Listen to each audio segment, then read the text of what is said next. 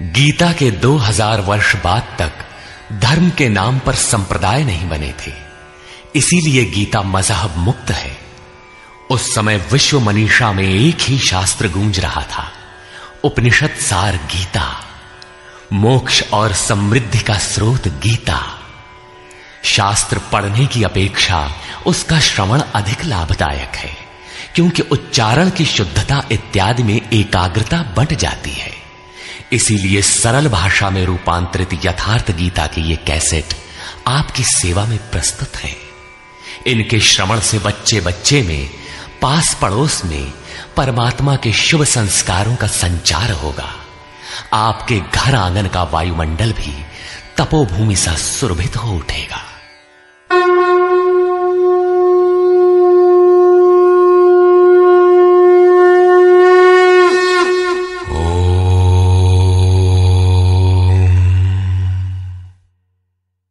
श्री परमात्मने नमः।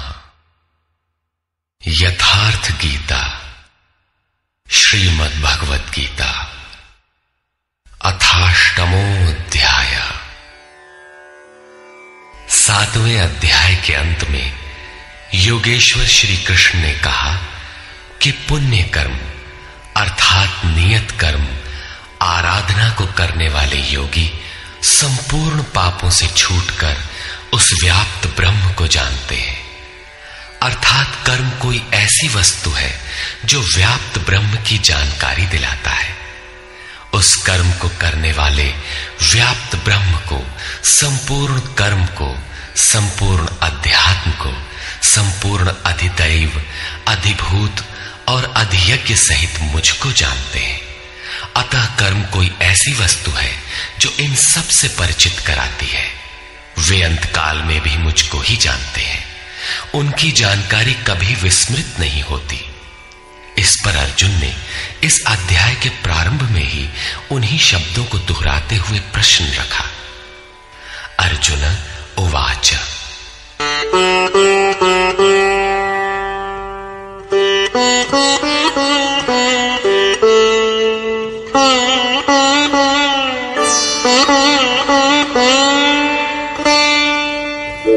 किं तद्ब्रह्म किमध्यात्मम् किं कर्म पुरुषोत्तम अधिभूतं च किं प्रोक्तम् अधिदैवं किमुच्यते।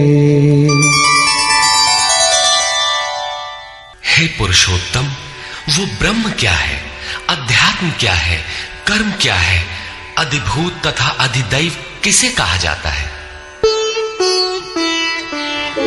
अधियज्ञः कथं कोत्र देहेऽस्मिन् मधुसूदन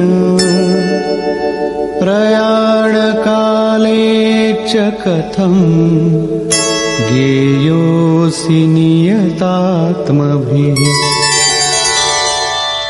हे मधुसूदन, यहां अधियज्ञ कौन है और वह इस शरीर में कैसे है? सिद्ध है कि अधियज्ञ अर्थात यज्ञ का अधिष्ठाता कोई ऐसा पुरुष है जो मनुष्य शरीर के आधार वाला है। समाहित चित्त वाले पुरुषों द्वारा अंत समय में आप किस प्रकार जानने में आते हैं? इन 7 प्रश्नों का क्रम से निर्णय देने के लिए योगेश्वर श्री कृष्ण बोले। श्री भगवान उवाच।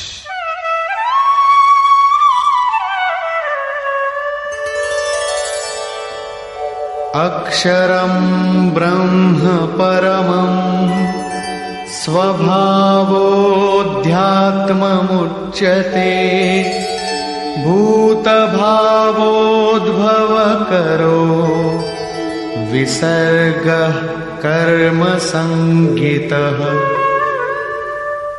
अक्षरम ब्रह्म परमम, जो अक्षय है, जिसका क्षय नहीं होता, वही परम ब्रह्म है।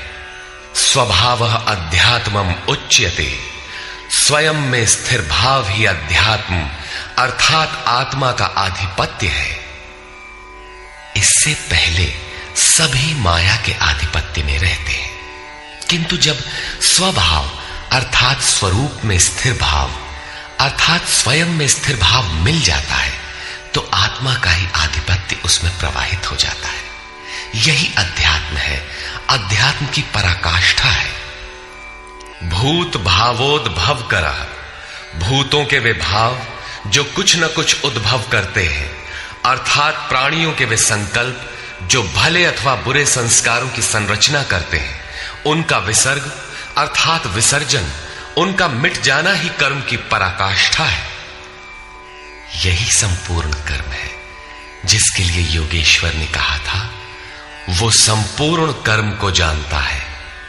वहां कर्म पूर्ण है, आगे आवश्यकता नहीं है। नियत कर्म, इस अवस्था में जबकि भूतों के वे भाव जो कुछ न कुछ रचते हैं, भले अथवा बुरे संस्कार संग्रह करते हैं, बनाते हैं, वे जब सर्वथा शांत हो जाएं, यही कर्म की संपूर्णता है। इसके आगे कर्म करने की आवश्यकता नहीं रह जाती। अतः कर्म कोई ऐसी वस्तु है जो भूतों के संपूर्ण संकल्पों को, जिनसे कुछ न कुछ संस्कार बनते हैं, उनका शमन कर देती है। कर्म का अर्थ है आराधना, चिंतन, जो यज्ञ में है। अधिभूतं क्षरो भावः पुरुषश्चाधिदैवतम् अधियज्ञोऽहमेवात्र देहे देहभृतां वर। जब तक अक्षय भाव नहीं मिलता तब तक नष्ट होने वाले संपूर्ण क्षर भाव अधिभूत अर्थात भूतों के अधिष्ठान है। वही भूतों की उत्पत्ति के कारण है। पुरुषः च अधिदैवतम, और प्रकृति से परे जो परम पुरुष है वही अधिदैव अर्थात संपूर्ण देवों, दैवी संपद का अधिष्ठाता है।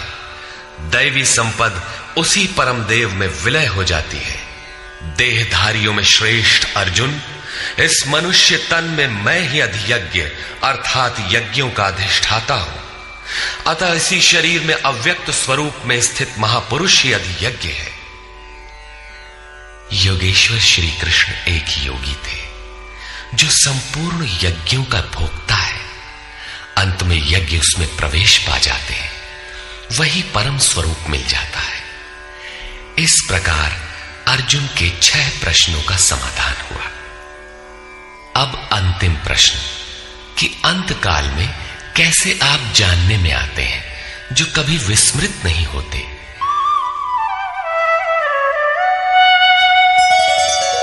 अंतकाले च मामेव स्मरन् मुक्त्वा कलेवरम् यः प्रयाति समद्भावम् याति नास्त्यत्र संशयः।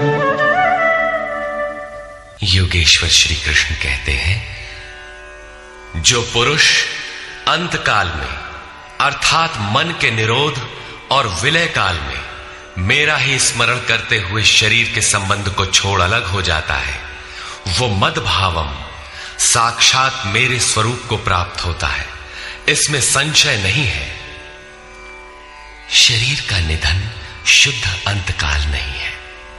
मरने के बाद भी शरीरों का क्रम पीछे लगा रहता है।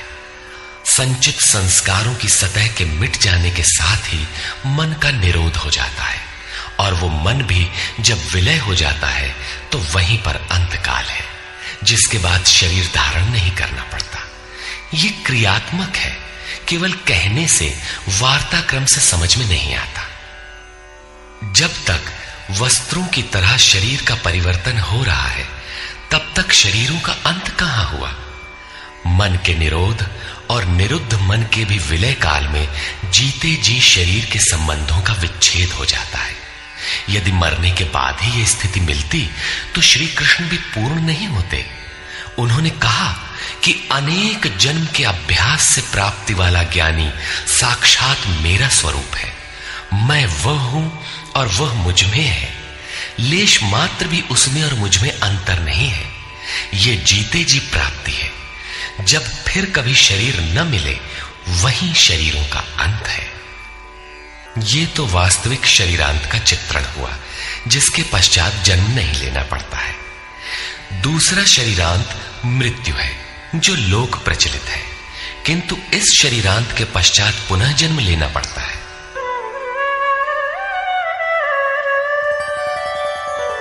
यं यं वापि स्मरन् भावं त्यजत्यन्ते कलेवरम् तं तमेवैति कौन्तेय सदा तद्भाव भावितः। कौन्तेय, मृत्यु के समय मनुष्य जिस भी भाव को स्मरण करता हुआ शरीर को त्यागता है, उसको ही प्राप्त होता है। तब तो बड़ा सस्ता सौदा है। आजीवन मौज करें, मरने लगे तो भगवान का स्मरण कर लेंगे। किंतु श्री कृष्ण कहते हैं ऐसा होता नहीं। सदा तद्भाव भावितः, उस ही भाव का चिंतन कर पाता है जैसा जीवन भर किया है।